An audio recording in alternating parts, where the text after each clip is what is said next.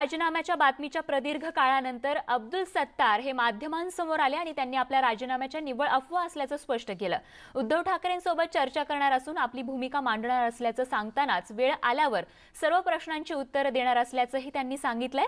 दरम्यान अब्दुल सत्तार यांनी राजीनामा दिलेला नाही, त्यांनी राजीनामा दिला ही केवळ अफवा असल्याची माहिती शिवसेना नेते अर्जुन खोतकर यांनी सत्तारांची भेट घेतल्यानंतर दिली आहे। त्यांच्या राजीनाम्याचं मी खंडन करतो असंही यावेळी बोलताना ते म्हणाले।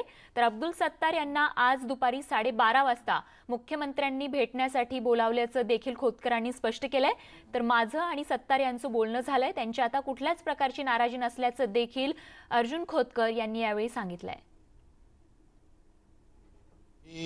हे सर्व तुम्हाला एक एक तुमच्या प्रश्नाचा उत्तर सन्माननीय पक्षप्रमुख महाराष्ट्र राज्याचे मुख्यमंत्री महोदय यांच्याशी चर्चा करल आणि निश्चित तुम्हाला प्रत्येक प्रश्नाचे उत्तर देईल। आज माझी तुम्हाला एकच हात जोडून विनंती आहे, कोणी माझ्याबद्दल काय बोलला नाही बोलला हे सर्व पूर्ण पक्षप्रमुखाकडे याची पूर्ण तंतोतंत माहिती दिल्या जाईल।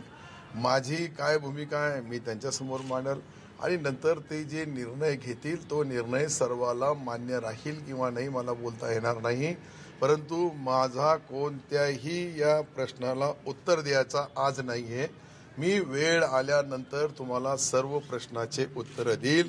मी आज मुंबईला जाणार आणि सन्माननीय मुख्यमंत्री महोदयाची चर्चा करणार आणि तुम्हाला सर्व प्रश्नाची उत्तरं मी आदरणीय सन्माननीय मुख्यमंत्री महोदयाशी बोलणार।